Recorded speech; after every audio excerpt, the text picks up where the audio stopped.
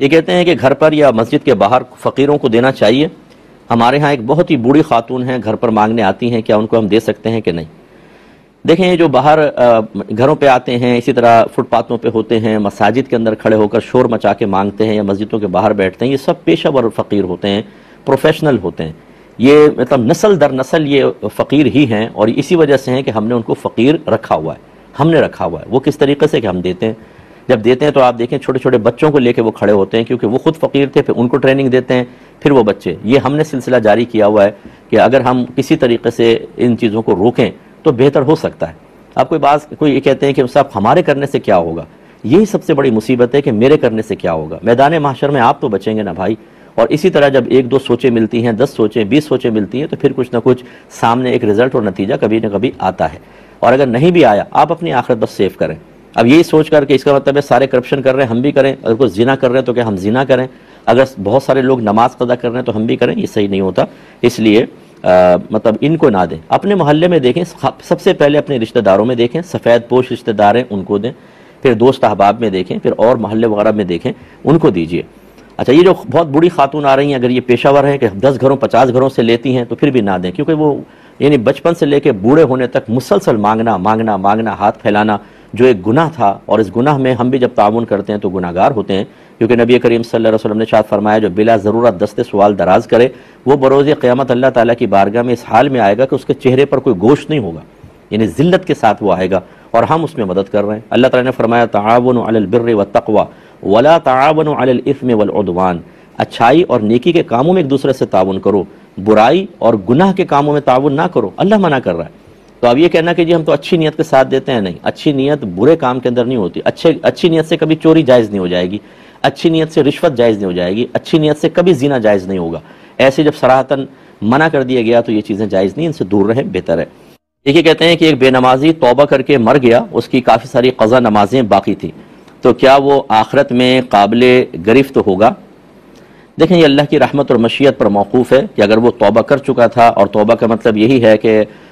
جو سابقہ نمازیں قضا ہوئیں ان کی قضا کرنے پر وہ نادم اور شرمندہ تھا، اور آئندہ دل میں پختہ ارادہ کر لیا تھا صرف اللہ کے خوف کی وجہ سے کہ آئندہ میں کوئی نماز قضا جان بوجھ کر نہیں کروں گا. اگر وہ توبہ کر چکا تھا تو اللہ کی رحمت سے امید ہے کہ اللہ تبارک و تعالی اسے درگزر فرما دے گا. امید ہے، حتمی طور پہ ہم نہیں کہہ سکتے. ہو سکتا ہے کہ اس کی توبہ میں کمی ہو سکتا ہے کہ وہ اپنے سابقہ قضا نمازوں پہ بالکل شرمندہ اور نادمی نہ ہو، رسمی طور پہ اس نے الفاظ ادا کر دیے ہوں، تو اس میں گرفت کے امکانات ہو سکتے ہیں. لہٰذا ہمیں حسن ظن قائم رکھنا چاہیے. اللہ تعالیٰ بہت رحیم ہے، کریم ہے. اگر اس نے کامل توبہ کی ہے تو امید ہے کہ اللہ تعالیٰ درگزر فرما دے گا. حسن یہ کیا گیا تھا کہ اگر صبح تک برتن نہ دھوئے جائیں تو سنا ہے کہ شیطان ان میں منہ ڈالتا ہے، کیا حکم شرع ہوگا؟ شیطان منہ کا مسئلہ نہیں ہے، لیکن بہرحال اس کو بے برکتی کا سبب تو ضرور لکھا ہے، اور ہو سکتا ہے کسی حدیث میں یہ الفاظ بھی آئے ہوں، تو وہ کسی بھی چیز کی قباحت کو بعض اوقات بیان کرنا مقصود ہوتا ہے، تو اس طرح کے الفاظ سے اس کو تعبیر کرتے ہیں. لیکن بہرحال کوشش ہونی چاہیے کہ اگر کوئی تھکن وغیرہ نہیں ہے، کوئی صحیح شرعی عذر نہیں ہے، تو رات میں ہی برتن دھو لیں. اور اگر جیسے بعض اوقات صبح ماسیاں آتی ہیں اور اس وجہ سے برتن چھوڑ دیے جاتے ہیں، تو بہرحال اس کی گنجائش نکلے گی. لیکن جتنی جلدی دھو لیں اتنا ہی بہتر ہے. لیکن رات کو برتن چھوڑ دینا کہ صبح ماسی دھوئے گی کوئی گناہ نہیں ہے، یاد رکھیے. یہ بہن نے فرمایا کہ فجر خواتین کا چونکہ کویسچن ہے کہ ہم فجر جیسی وقت شروع ہو فوراً پڑھ لیں یا محلے کی اذانوں کا انتظار کریں، کیونکہ عموماً اذانیں دیر سے ہوتی ہیں. دیکھیں، عورت کے لیے افضل یہ ہے چونکہ آپ کو گھر میں ہی پڑھنا ہے، تو فجر کے اندر ایسی ہے کہ آپ فوراً جیسی فجر کا وقت شروع ہو آپ بالکل نماز پڑھ سکتی ہیں. دیگر نمازوں کے اندر مستحب لکھا ہے کہ مردوں کی جماعت کے اختتام کا انتظار کر لیں، لیکن فجر میں تو بالکل آپ جیسی فجر کا وقت ہو کوئی ایسے ڈیوائس اپنے پاس رکھیں، کیلنڈر ہو نمازوں کے اوقات کا، جیسے ہی آپ یہ دیکھتی ہیں کہ فجر کا وقت سٹارٹ ہو گیا پڑھ سکتی ہیں، اور آپ کے لیے یہی افضل ہے. اس میں انشاءاللہ آپ کو ثواب ملے گا. انہوں نے کہا کہ ایک ہی روم ہے، ایک طرف بیٹا سوتا ہے، والدہ سوتی ہیں، تو وہ بیٹا جو ہے تہجد میں اٹھتا ہے تو وہ الارم لگا دیتا ہے، جس سے ماں کی نیند ڈسٹرب ہوتی ہے، تو وہ منع کرتی ہیں کہ یہ الارم نہ لگاؤ. کیا حکم شرع ہوگا؟ دیکھیں، فرائض ہوں یا واجبات ہوں، اس میں تو رعایت اللہ تبارک و تعالیٰ کی ہوگی. وہ بھی اگر بہت زیادہ ٹکراؤ، یعنی حق العبد اور حق اللہ میں ٹکراؤ پیدا ہو جائے، اور اس میں تو کسی کا اختلاف نہیں ہوگا کہ سنن اور نوافل میں حق العبد کو فوقیت ہوگی. تو لہٰذا تہجد ایک سنت نماز ہے، اس میں والدہ کے آرام کا لحاظ کرنا بہت ضروری ہے. آپ فرض کر لیں اگر یوں صورتحال ہوتی کہ آپ فجر کے لیے اٹھتے اور والدہ کہتی تیرے اٹھنے کی وجہ سے میری نیند خراب ہو جاتی ہے، نہ اٹھا کرو، یہ بات نہیں مانی جائے گی، کیونکہ اب فرض آ گیا ہے مقابل، لیکن یہ سنت ہے، تو اس لیے والدہ کے آرام، ان کے معاملات کو پیش نظر رکھا جائے گا۔ اب اس میں یہ کریں آپ کہ اللہ تعالیٰ سے فریاد کریں کہ اللہ تعالیٰ میری وقت پر آنکھ کھلوا دینا، اور آپ سو جائیں، الارم نہ لگائیں۔ انشاءاللہ اللہ کی رحمت سے امید ہے کہ آپ فکر سے سوئیں گے تو آپ کی مقررہ وقت پر آنکھ کھل جائے گی۔ بس اپنے قریب کوئی گھڑی وغیرہ رکھ لیں تاکہ آنکھ کھلے تو فوراً ٹائم دیکھ لیں کہ ہو گیا ہے کہ نہیں، اور پھر آپ جا کر، یعنی فجر کا ٹائم ہو گیا تو تہجد تو نہیں پڑھ سکتے، پھر تو فجر کے لیے اٹھنا ہے، لیکن آپ تہجد کی نیت سے سوئیں گے، مجھے اللہ کی رحمت سے امید ہے، اور پھر والدہ کے بعد ادب احترام ملحوظ ہے، تو امید ہے کہ انشاءاللہ آپ کی آنکھ وقت پر کھلے گی۔ یہ کہتے ہیں کہ کتے کے بال کا میک اپ کا برش اگر ہو تو اس کو یوز کر سکتے ہیں کہ نہیں؟ سوری، دیکھیں ہمارے نزدیک سور جو ہے یہ نجس العین ہے، یعنی اس کا ایک ایک بال ناپاک ہے، جبکہ کتا ہمارے نزدیک فقہ حنفی میں نجس العین نہیں ہے، اس کا لعاب ضرور ناپاک ہے لیکن بدن اس کا پاک ہوتا ہے، لہذا اگر اس پہ کوئی تری وغیرہ نہیں لگی اور کسی نے ہاتھ پھیرا مثال کے طور پہ یا پھر کپڑوں پہ لگ گیا اور اس پہ کوئی تری وغیرہ نہیں تھی، گیلا پن نہیں تھا، تو ہاتھ بھی پاک رہے گا اور کپڑے بھی پاک رہیں گے، یعنی کتے کے بال بہرحال پاک ہوتے ہیں، تو لہٰذا اس کا اگر برش بنا تو ہم یہ تو نہیں کہیں گے اگر کسی خاتون نے استعمال کیا تو یہ اس نے ناپاک شے استعمال کی، لیکن پھر بھی کتا چونکہ ایک ارذل مخلوق کہلاتی ہے، اکثر یہ گندگی میں ہوتا ہے، تو اس لیے کراہت ضرور ہوگی، جس کو ہم کہتے ہیں مکروہ تنزیہی، یعنی استعمال کرنا کوئی گناہ تو نہیں ہوگا لیکن مناسب نہیں ہے، طبیعت اس کو پسند نہیں کرتی ہے، شریعت اس کو پسند نہیں کرتی، لیکن اس میں گناہگار نہیں ہوں گے، تو بہتر ہے کہ آرٹیفیشل جو بالوں کا ہو وہ استعمال کیا جائے، لیکن اگر کوئی خاتون کر رہی ہے تو ہم انہیں گناہگار قرار نہیں دے سکتے ہیں۔ عام جب ہم پھیرتے ہیں تو گردن پھیرنے سے پہلے ہی سلام کہہ دیا، یعنی جیسے نماز کمپلیٹ ہوئی قاعدہ اخیرہ میں، اس سے پہلے گردن پھیرتے سلام کا لفظ زبان سے نکل گیا تو کیا حکم شرعی کہ نماز ہو گئی؟ تو بالکل ہو جائے گی، اگر آپ سلام یوں گردن نہ بھی پھیرتے، بیٹھے بیٹھے کہتے سلام کرتے تو نماز سے باہر ہو جاتے۔ گردن پھیرنا جو ہے سنت مبارکہ ہے، اس میں لفظ السلام کہنا واجب ہے، وعلیکم ورحمۃ اللہ کہنا یہ سنت مبارکہ ہے، تو نماز تو ہو جائے گی لیکن ترک سنت ہوا جس سے ثواب میں تھوڑی سی کمی آ جائے گی۔ یہ کہتے ہیں کہ جس کا ترکہ تقسیم ہوتا ہے اس کو مورث کہتے ہیں، مورث کے سامنے ہی ایک وارث کا انتقال ہو گیا، جیسے والد صاحب ان کا ایک بیٹا فوت ہو گیا، پھر مورث فوت ہو گئے، اور جو بیٹا فوت ہوا تھا ان کے بیوی بچے تھے، تو کیا اب اس وارث کا حق بنے گا کہ نہیں بنے گا؟ وہ تو چلے فوت ہو گیا تو اس کے بیوی بچوں کو کچھ دینا چاہیے کہ نہیں، اور اگر از خود وارث دیں تو دیگر ورثاء کی حق تلفی ہوگی کہ نہیں ہوگی؟ دیکھیں پہلی بات تو یہ کہ قاعدہ قانون یہی ہے کہ مورث کے وفات کے وقت جتنے وارث موجود ہوتے ہیں صرف وہ وراثت کے حقدار ہوں گے، لہٰذا مورث کی زندگی میں اگر کوئی فوت ہو گیا تو وہ حقدار نہیں ہوگا، نہ اس کے آگے نسل حقدار ہوں گے۔ بعض صورتوں میں ہو سکتی ہیں لیکن بہرحال زیادہ تر یہ صورت ہوتی ہے کہ جیسے کوئی ہے ہی نہیں تو پھر تو چلو چل جائے گا، کچھ ہو جائے گا مسئلہ،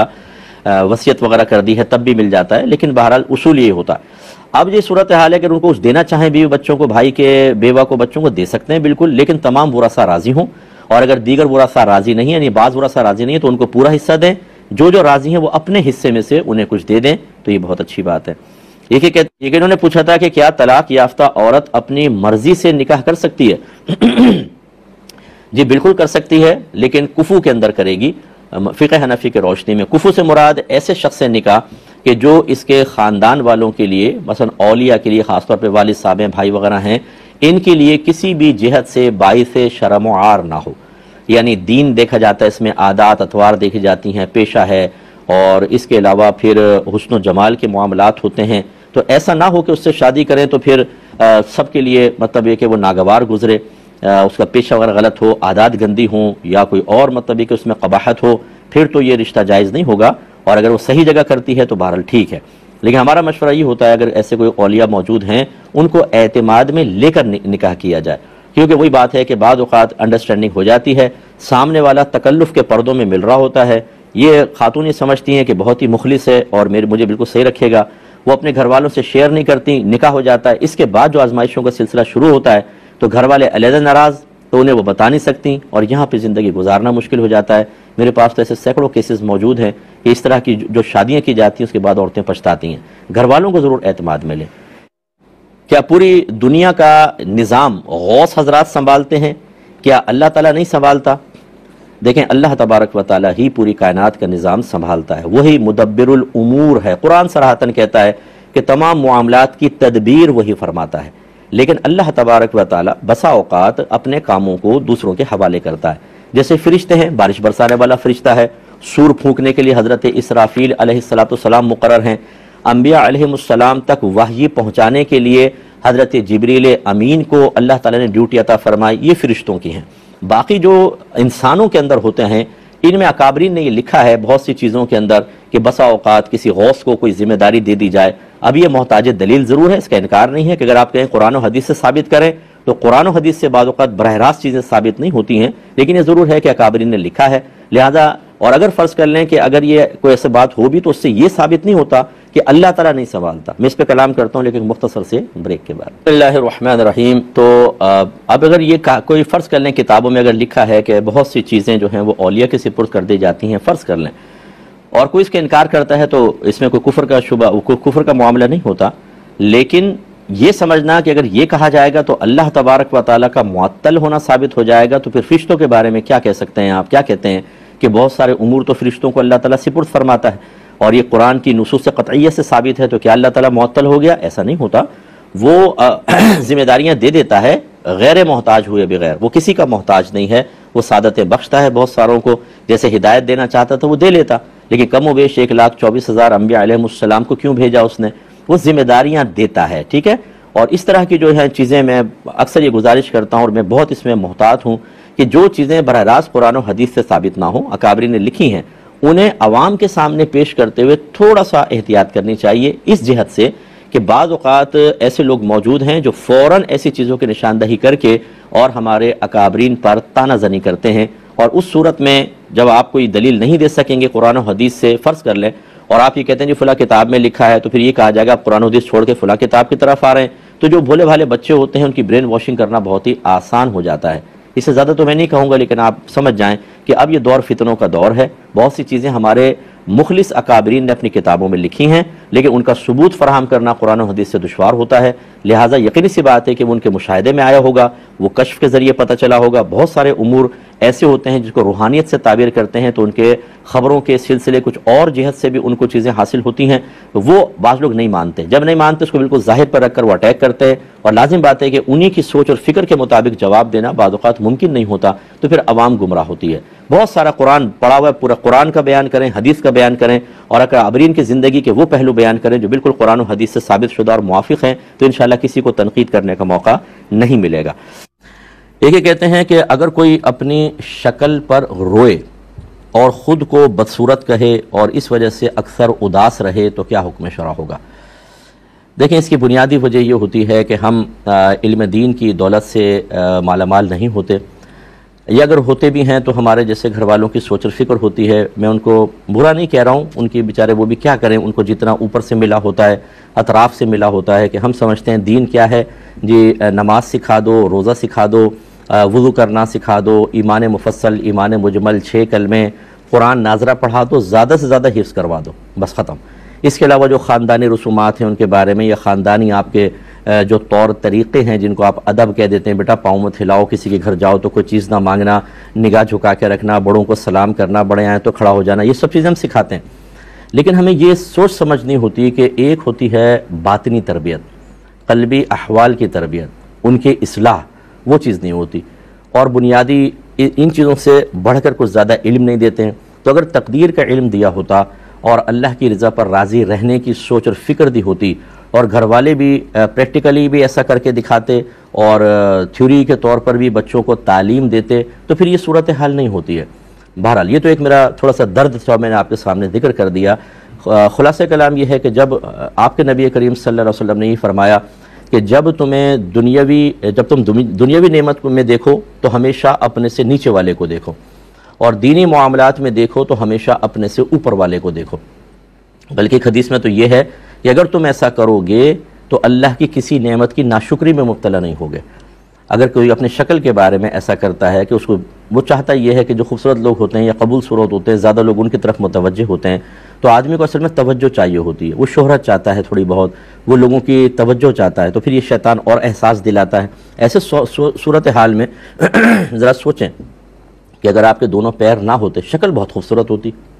دونوں ہاتھ نہ ہوتے شکل بہت خوبصورت ہوتی، تو اس لیے اللہ کا شکر ادا کرے جو نعمتیں ہیں۔ آپ کو یہ کہہ سکتا ہے کہ اللہ تعالیٰ یہ بھی تو کر سکتا تھا کہ میرے دونوں ہاتھ پاؤں بھی سلامت رکھتا اور اچھی شکل بھی دے دیتا، بالکل وہ اس پہ قادر ہے، لیکن آپ اتنے خوبصورت کہاں سے ہو گئے کہ آپ کی مرضی کے مطابق اللہ تبارک و تعالیٰ آپ کو سب کو دیتا، جبکہ ہمیں اللہ کی رضا پر راضی رہنے کا حکم ہے، اور اللہ کی عادت کریمہ جاری ہے کہ کسی کو کچھ دیتا ہے اور کن چیزوں سے محروم رکھتا ہے، اور یہ اس کی طرف سے ایک امتحان ہوتا ہے۔ لہٰذا اللہ کی رضا پر راضی رہیں، اپنے اندر وہ صلاحیتیں بڑھائیں۔ دوسری چیزیں کہ آپ کی یہ چیز پیچھے چلی جائے، مثلا آپ کوئی اچھا دین کا کام کریں، کوئی دنیا کے اندر اچھا کام کریں، کورسز وغیرہ کریں، پیسہ کمائیں۔ آپ دیکھیں جو لوگ ذرا پیسے والے ہوتے ہیں، کوئی ان کی شکل صورت کیا دیکھے گا؟ جو اچھے پڑھے لکھے ہوتے ہیں کون ان کی شکل صورت دیکھتا ہے؟ پھر یہ چیزیں آپ کے احساس پیچھے چلا جائے گا، اور دوسری چیزوں کی بنا پر آپ میں ایک اعتماد پیدا ہوگا۔ اللہ تعالیٰ آپ کی مدد فرمائے۔ ایک کالر ہمارے یہ کہتے ہیں کہ کیا قرآن قسطوں پر لے سکتے ہیں؟ جی بالکل لے سکتے ہیں، آپ نقد لینا چاہیں تب بھی ٹھیک ہے۔ اگر کوئی کہتا ہے جیسے مہنگا ہے قرآن عظیم اور آپ نہیں افورڈ کر سکتے تو قسطوں پر بھی لے سکتے ہیں۔ بعض لوگ سمجھتے ہیں کہ قسطوں پہ لیں گے تو سود ہوگا، فقہ کی ABC نہ آئے اور انسان اس طرح کا کلام کرے، اللہ تعالیٰ رحم فرمائے۔ یہ ویسے اس طرح کے لوگوں کو مسئلہ بتانا گناہ ہوتا ہے۔ دیکھیں قسطوں کا مسئلہ کیا ہوتا ہے کہ کوئی ہمیں آفر کرتا ہے کہ نقد لوگے تو اتنے میں اور ادھار انسٹالمنٹس پہ لوگے تو اتنے میں، دونوں صورتوں میں وہ اس شے کی قیمت بتا رہا ہے۔ بس نقد میں چونکہ اس کو فوراً پیسہ مل رہا ہے وہ کم قیمت رکھ رہا ہے، دوسری صورت میں اس کو چونکہ ویٹ کرنا پڑے گا تو اس لیے تھوڑا سا زیادہ قیمت رکھ رہا ہے، لیکن دونوں صورتوں میں وہ قیمت اس ہی چیز کی ہے۔ تو لہٰذا پھر اس میں یہ ہوگا کہ آپ کوئی ایک صورت منتخب کر لیں، آپ کہیں ٹھیک ہے میں نقد دیتا ہوں یا میں ادھار دیتا ہوں، تو بالکل شرعی طور پہ جائز ہے۔ بس انسٹالمنٹ والے مسئلے میں یہ ہو سکتا ہے کہ بعض اوقات کنڈیشنز غلط لگاتے ہیں کہ اگر آپ نے کوئی انسٹالمنٹ نہیں دی تو پینلٹی لگ جائے گی، جرمانہ، اور اگر آپ بیچ میں وائنڈ اپ کر دیتے ہیں، نکل جاتے ہیں، تو پھر ہم آپ کا پیسہ ضبط کر لیں گے، چیز بھی واپس لیں گے۔ یہ چیز صحیح نہیں ہوتی ہے، اس طرح کی کنڈیشن نہیں لگا سکتے، باقی انسٹالمنٹ بالکل جائز ہے۔ ایک کسی نے پوچھا کہ جو کسی بزرگ کو نہ مانے، کسی کے بزرگ کو نہ مانے تو کیا اس پر کفر کا فتویٰ لگانا جائز ہے؟ نہیں، ایسا نہیں ہوتا۔ اگر کوئی کسی کے بزرگ کو نہیں مانتا تو ٹھیک ہے، اس کی مرضی ہے، لیکن صرف اس وجہ سے کہ تم بزرگ کو نہیں مانتے اسے کافر کہنا یہ شرعاً بالکل منع ہے۔ ہاں اگر کوئی اس طرح کہ ہم نبی کو نہیں مانتے، فرض کر لیں معاذ اللہ ثم معاذ اللہ، کوئی یہ کہتا ہے میں نبی کو ہی نہیں مانتا ہوں اور نبی تو ہمارے بڑے ہیں اور بزرگ بھی ہیں، تو پھر یہ تو صحیح بات ہے کہ اس نے نبی کا انکار کیا، نبوت کا انکار کیا، اس کا حکم علیحدہ ہوگا۔ لیکن جیسے ویسے ہوتے ہیں کہ مختلف، ایک آستانے والا ہے، دوسرا آستانے والا، ہر ایک اپنے مرکز عقیدت کو سب کچھ سمجھتا ہے، بعض اوقات اب دوسرے نے کہا میں تمہارے بزرگ کو نہیں مانتا، اس پر کفر کا فتویٰ لگانا یہ بالکل حماقت ہے۔ اور حدیث کا ظاہر تو یہی ہے، نبی کریم صلی اللہ علیہ وسلم نے فرمایا کہ جب کوئی کسی کو کافر کہے اور وہ کفر کا اہل نہ ہو، مستحق نہ ہو، کفر کے لائق نہ ہو، غلط حکم لگایا تو فرمایا کہ پھر یہ کفر کہنے والے کی طرف لوٹ آتا ہے۔ اس لیے خدا را یہ کافر کافر یہ کہنا یہ شرعاً بہت ہی خطرناک قسم کا ہوتا ہے۔ یہ جو ہمارے بعض بھائی بڑے اوپنلی ہر ایک کو کافر، مشرک اور بدعتی کہتے ہیں، خدا را تھوڑا سا اس میں احتیاط کریں۔ اور عام لوگوں کو تو بالکل حق حاصل نہیں ہے، علماء بھی اس میں بڑے احتیاط کے ساتھ ہی اور کرتے بھی ہیں احتیاط، اور کرنی بھی چاہیے۔ وہ الگ بات ہے کہ وہ کسی چیز کو دیکھ کر کوئی حکم لگائیں تو یہ ان کے اوپر چھوڑ دیا جائے، عوام کو تو بالکل حق حاصل نہیں۔ اور صرف کسی بزرگ کی کو بزرگ نہ ماننے پہ تو بالکل کوئی کفر کا فتویٰ نہیں لگایا جا سکتا۔ انہوں نے 2002 میں طلاق دی۔ پہلی بات تو یہ کہ فون پر جب آپ طلاق دیتے ہیں تب بھی طلاق ہو جاتی ہے، آپ سامنے دیں تب بھی، لکھ کر بھی طلاق ہو جاتی ہے، لہٰذا وہ ایک طلاق ہو گئی، اور یہ طلاق رجعی کہلاتی ہے۔ جن الفاظ سے آپ نے دی یعنی صریح الفاظ سے، لفظ طلاق سے، تو اس کو طلاق رجعی کہتے ہیں، جس کا مطلب یہ ہوتا ہے کہ اس کے بعد 3 حیض عورت کی عدت ہے، اگر وہ حیض والی ہے تو، اور حاملہ نہ ہو، اور اگر حاملہ ہے تو جب تک بچہ نہیں پیدا ہوگا تب تک عدت چلتی رہے گی، چاہے 9 مہینے حمل رہے، اور اگر دونوں صورتیں نہ ہوں، جیسے 55 سال کی خاتون ہوتی ہیں، عائسہ کہلاتی ہیں، ان کا حیض بند ہو جاتا ہے تو 3 مہینے عدت ہوتی ہے۔ خلاصہ کلام یہ ہے کہ جب طلاق رجعی دی جائے تو دوران عدت مرد رجوع کر سکتا ہے بغیر نکاح کے۔ اس کا طریقہ یہ ہوتا ہے کہ وہ منہ سے کہہ دے میں نے تم سے رجوع کیا، اور بہتر اس پہ گواہ بنا لے، بیوی کو بھی بتا دے، اور یا فعل کے ذریعے ہوتی ہے کہ میاں بیوی والا جو بھی فعل ہو عدت کے دوران اگر وہ کر لے گا تو گویا کہ وہ دوبارہ نکاح میں آ گئی، جدید نکاح کی حاجت نہیں ہوتی۔ تو اگر آپ نے طلاق دینے کے بعد دوران عدت رجوع کر لیا تھا، چاہے فعل کے ذریعے چاہے قول کے ذریعے، تو ٹھیک، لیکن اگر ایسا نہیں ہوا اور عدت گزر گئی تو آپ کی بیوی آپ کے نکاح سے نکل گئی تھی، اب دوبارہ ساتھ رہنے کے لیے جدید نکاح درکار تھا۔ تو اگر آپ نے رجوع کر لیا تھا پھر جدید نکاح کیا، اس کے بعد پھر آپ نے طلاق دی، اس کا حکم میں انشاءاللہ عرض کرتا ہوں ایک مختصر سے بریک کے بعد۔ بسم اللہ الرحمن الرحیم۔ تو اگر 2002 میں طلاق دے کے رجوع نہیں کیا تھا تو وہ عدت سے، وہ نکاح سے نکل گئیں، رجوع کر لیا تھا تو پھر آپ کا وہ درست تھا۔ اب اگر آپ نے رجوع نہیں کیا تھا فرض کر لیں اور وہ 2000 یعنی عدت کے بعد نکاح سے نکل گئیں، تو پھر اگر آپ لوگ ساتھ رہے تو ساتھ رہنا گناہ تھا آپ کا۔ پھر فرض کر لیں کہ اگر آپ نے رجوع کر لیا تھا، پھر آپ نے 2007 میں طلاق دی، پھر وہی جواب ہوگا جو میں نے آپ کو پہلے دیا۔ پھر اگر آپ نے رجوع کر لیا تھا تو 2023 والی طلاق بھی صحیح ہے اور وہی ہوگا اس کا معاملہ، لیکن اب فرق اتنا ہوگا کہ 2023 میں جب آپ نے دی تو تیسری طلاق ہو گئی، اس کے بعد اب حلالہ کے بغیر کچھ نہیں ہو سکتا۔ اور فرض کریں جو 2001 یا 2 میں آپ نے طلاق دی اور دوران عدت رجوع نہیں کیا تھا حتیٰ کہ وہ نکاح سے نکل گئی، تو اب آپ نے جو 2007 اور 2023 میں طلاق دی، چونکہ وہ اس میں آپ کی بیوی تھی نہیں، آپ نے نکاح ہی نہیں کیا تھا، تو یہ 2 طلاقیں نافذ نہیں ہوں گی، آپ ان سے جدید نکاح کر سکتے ہیں۔ بسم اللہ الرحمن الرحیم۔ میں اس کے جواب کو دوبارہ کنٹینیو کرتا ہوں کہ 2001 یا 2002 میں اگر طلاق دی تھی، اس کے بعد دوران عدت اگر رجوع نہیں کیا تھا تو عورت بیوی نکاح سے نکل گئی، اور اب آپ کو دوبارہ ان کو اپنے نکاح میں باقی رکھنے کے لیے نکاح کرنا ضروری تھا۔ وہ اگر نہیں کیا تو اس کے بعد بغیر نکاح کے ساتھ رہنا گناہ اور اس صورت میں 2007-2023 والی طلاقیں واقع نہیں ہوئی کیونکہ وہ آپ کی بیوی رہی نہیں تھی۔ اور اگر آپ نے دوران عدت رجوع کر لیا تھا تو پھر 2007 والی طلاق بھی واقع ہوگی، اور یہی کنڈیشن بالکل 2007 والی میں لے لیں کہ 2007 والی کے بعد دوران عدت رجوع کر لیا تھا تو وہ زوجہ رہیں، اگر نہیں کیا تھا اور نکاح ختم ہو گیا تو 2023 والی واقع نہیں ہوگی۔ لیکن اگر آپ نے دوران عدت رجوع کر لیا تھا تو میاں بیوی تھے آپ، اب 23 والی بھی واقع ہو جائے گی، اور چونکہ 3 طلاقیں 2023 میں پوری ہو گئیں لہٰذا اب آپ بغیر حلالہ کے ان کو اپنے ساتھ نہیں رکھ سکتے ہیں۔ اب یہ آپ نے جتنا بھی میرا مسئلہ سنا جیسے میں عرض کر رہا تھا تو اس میں آپ کو پریشانی ہوگی کہ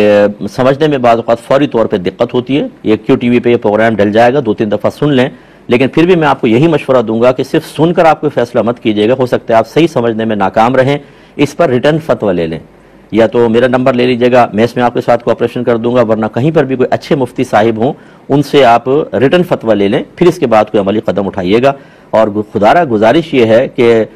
3 طلاقیں دینے کے بعد کتنا بھی جھگڑا ہو پھڈا ہو طلاق تک نہ پہنچے۔ جب آپ کر لیتے ہیں اس کے بعد پھر جو پچھتاوا ہوتا ہے وہ شدید قسم کا ہوتا ہے، دونوں خاندان تباہ ہو جاتے ہیں اور بچوں کی زندگیاں خراب ہو جاتی ہیں، پھر کیا فائدہ پچھتانے کا۔ پھر ہم چاہتے ہیں کہ شریعت ہماری مرضی کے مطابق ڈھل جائے، ہم اس کو مولڈ کر لیں، اس میں کوئی راستے چلتے ہوئے ایک عام آدمی بھی اگر ہمیں ہماری مرضی کے مطابق بتا دے، اور بڑے بڑے علماء وہ مسئلہ بتا رہے ہیں جو قرآن و حدیث سے ثابت شدہ ہے لیکن ہماری مرضی کے خلاف ہے، تو ہم بڑے علماء کو چھوڑ کر اسی کو اپنا سہارا بنا لیتے ہیں اور فوراً اس کے مسئلے پہ عمل کرنا شروع کر دیتے ہیں اور ایک حرام زندگی کا آغاز ہو جاتا ہے۔ اس لیے اس صورتحال تک خدا را نہ پہنچیں۔ آپ اس طرح کر کے اپنے بچوں کے لیے کبھی اچھی مثال نہیں بن سکتے، خاندان بھر کے لیے اور اپنی اولاد کے لیے بری مثال آپ قائم کرتے ہیں، اور پھر آپ چاہے کتنے اس پہ پردہ ڈھکتے رہیں، جی میرا قصور نہیں تھا، فلاں کا قصور تھا، فلاں کا، حتی الامکان یہ نہ کریں۔ ہاں بعض صورتیں ہوتی ہیں، بہرحال میں اس کو یہ بھی نہیں کہوں گا کہ ہمیشہ ہی غلط ہوتا ہے، بعض صورتیں ایسی ہوتی ہیں کہ کمپرومائز نہیں ہو پاتا، وہ ایک الگ بات ہے، لیکن جہاں تک ہو سکے کرنا چاہیے۔ آج کل تو ہمارے پاس ایسے کیسز آتے ہیں 6 مہینے طلاق ہوئی ہے، 6 مہینے نکاح ہوا ہے، طلاق لے لی،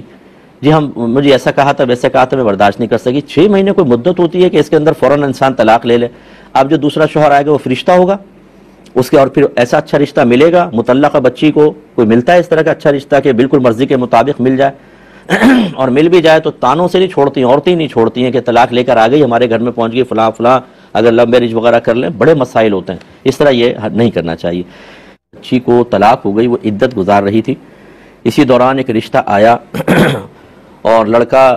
لڑکی سے ملاقات کرنا چاہتا ہے، تو کیا ہم کروا سکتے ہیں کہ نہیں؟ کیونکہ عدت کے فوراً بعد شادی کرنی ہے، اس لیے اس کی اجازت درکار ہے۔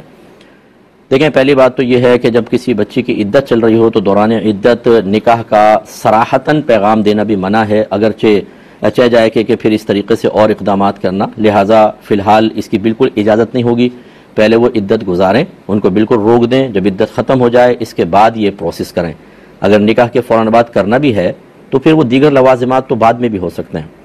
اور دوسری بات یہ غیر شرعی طریقہ ہے کہ شادی سے پہلے لڑکا لڑکی کو ملاقات کا موقع دیا جائے، چاہے وہ دور بیٹھ کر بات کریں، ہمارا مذہب اسلام اس کی اجازت نہیں دیتا ہے۔ اگر زیادہ ہی کچھ ایسا ہے کہ کچھ اپنی آپ نے ریکوائرمنٹ رکھنی ہے لڑکے نے، یا اپنی چوائسز بتانی ہیں، لڑکی کچھ اپنی ٹرمز اینڈ کنڈیشن رکھنا چاہتی ہے، تو یہ آج کل کال پر بھی پاسبل ہے، وہ کال پر کر سکتے ہیں۔ صرف ہمارا مذہب اس چیز کی اجازت دیتا ہے کہ اگر لڑکا نے کسی سے شادی کرنی ہے تو ایک نظر لڑکی کو دکھا دیا جائے، اور وہ آج کل ہمارے یہاں تصویر بھی وہ ضرورت پوری کر دیتی ہے، یا قریبی جو عورتیں ہیں وہ جا کر دیکھ کر اچھی طریقے سے معلومات حاصل کر لیتی ہیں۔ ایک ملاقات میں دیکھ کر کسی کے بارے میں صحیح اندازہ نہیں ہو سکتا، اسی طریقے سے ایک ملاقات کر کے تھوڑے سے اپنے تھاٹس ایک دوسرے سے شیئر کرنے سے کیا آئندہ لائف بہتر گزر جائے گی؟ بڑی احمقانہ بات ہے۔ بعض اوقات تو آپ دیکھیں لو میریجز ہوتی ہیں اور یہ لو کا سلسلہ جو ہے یہ 6 مہینے 7 مہینے سال 2 سال چلتا رہتا ہے. اس کے بعد ہر طرح مطمئن ہو کے شادی کرتے ہیں اور ایک ہفتے بعد طلاق ہو جاتی ہے. وجہ اس کی یہ ہے کہ جب فریقین ایک دوسرے کو حاصل کرنا چاہیں، کچھ ان کے گولز ہوتے ہیں، کوئی ان کا ایم ہوتا ہے، تو اس کو حاصل کرنے کے لیے تکلفات کے پردوں میں ملاقاتیں ہوتی ہیں. ہر شخص اپنے عیب چھپاتا ہے، اپنے آپ کو اچھا سے اچھا کر کے ظاہر کرتا ہے، اور دوسرے کے عیب بعض اوقات تو دیکھنا ہی نہیں چاہتا اور دوسرا بھی چھپا رہا ہوتا ہے، بس کسی طریقے سے مل جائیں. اب وہ جب شادی ہو جاتی ہے پھر وہ اصل روپ نکل کر آتا ہے، اور اس روپ کو تو سامنے ہی رکھا تھا جس کی وجہ سے شادی کی گئی تھی، پھر یہ خرابیاں پیدا ہوتی ہیں. لہذا اس طرح کی ملاقات کا، وہ بھی اتنی خلاف شرع ملاقات کا کوئی فائدہ نہیں ہے. انہوں نے کہا، ایک خاتون نے پوچھا ہے کہ کیا ایک عورت پردے میں رہ کر فوٹوگرافی کر سکتی ہے؟ نیت یہ ہو کہ فوٹو بنوانے والی عورتیں جو مردوں سے نہ بنوائیں وہ ہم سے بنوا لیں. تو جی اگر تو ڈیجیٹل کیمرہ یوز کرتے ہیں تو بالکل شرعاً جائز ہے، اس میں کوئی حرج نہیں ہے، آپ کر سکتی ہیں. اگرچہ اس میں علماء کا اختلاف ہے، لیکن جو اختلاف کرنے والے ہیں وہ اونلی 2% یا 5% ہوں گے. 95% آل اوور دی ورلڈ علماء اس پر متفق ہیں کہ ڈیجیٹل کیمرے سے کھینچی گئی تصویر حقیقتاً تصویر نہیں ہے. اور جب فقہا کا کسی بھی دور میں کسی جدید مسئلے میں اختلاف ہو جائے تو حق وہاں متصور ہوگا جہاں جمہور ہوں گے. لہذا اگر وہ اپنی ذاتی رائے پہ قائم رہنا چاہے تو ٹھیک ہے، ورنہ میجورٹی یہی کہتی ہے کہ یہ بالکل جائز ہے. اور آپ کی جو سوچ اور فکر ہے وہ بالکل بہت اچھی سوچ اور فکر ہے، ایسا آپ کر سکتے ہیں. بلکہ جو اچھے مطلب سلجھے ہوئے لوگ ہوتے ہیں، جب یہ شادی بیاہ کی تقریبات کرتے ہیں تو اس میں مرد کو نہیں آنے دیتے، بلکہ خواتین آ کر ہی فوٹو بناتی ہیں یا ویڈیو وغیرہ بناتی ہیں، اور بعد میں ان سے وہ لے لیتے ہیں وہ کارڈ وغیرہ، تاکہ وہ غیر مردوں تک بھی نہ پہنچے. تو یہ ہمارے نزدیک بالکل شرعاً صحیح ہے اور ایک اچھی سوچ ہے، آپ ایسا کر سکتی ہیں. ایک یہ کہتے ہیں کہ وہ ایک لیبارٹری میں کام کرتے ہیں، وہ کہتے ہیں ہمارے پاس جب یورین سیمپل آتا ہے تو اس کی بوتل پہ کبھی کبھی نہیں بلکہ ہمیشہ ہی پیشنٹ کا نام اس پہ لکھنا ہوتا ہے، تو وہ نام کبھی محمد بھی ہوتا ہے، عبداللہ بھی ہوتا ہے. تو کیا ہم اس بوتل پہ یہ نام چسپاں کر سکتے ہیں، اس کے سٹیکر وغیرہ؟ تو یہ بالکل جائز نہیں. بہت بڑی بے ادبی ہوگی کہ پیشاب والی بوتل کے اوپر نبی کریم صلی اللہ علیہ وسلم کا نام اقدس لکھا جائے. اگرچہ اس وقت یہ نبی کا نام نہیں، ہم کسی شخص کا نام رکھے ہوئے ہیں، لیکن بہرحال اس نسبت سے ہی تو رکھا ہے. اور ایسی عبداللہ، یہ بالکل غلط ہوگا. اس قسم کے جو ہیں اس کے لیے کوڈ ورڈز آپ وضع کریں. ایسا کوئی جیسے آپ نے رپورٹ تو بناتے ہیں کمپیوٹر میں ہوتی ہے کون آیا، اس کا ایک نمبر لے لیں کہ اس پیشنٹ کا یہ 24 نمبر ہے، وہ وہاں پہ نمبر چسپا کر دیں کہ جب سیمپل آپ کے پاس آتا ہے تو 24 دیکھ کر آپ کمپیوٹر سے اس کو میچ کر سکتے ہیں. لیکن اس طرح نام لکھنا شرعاً جائز نہیں ہوگا.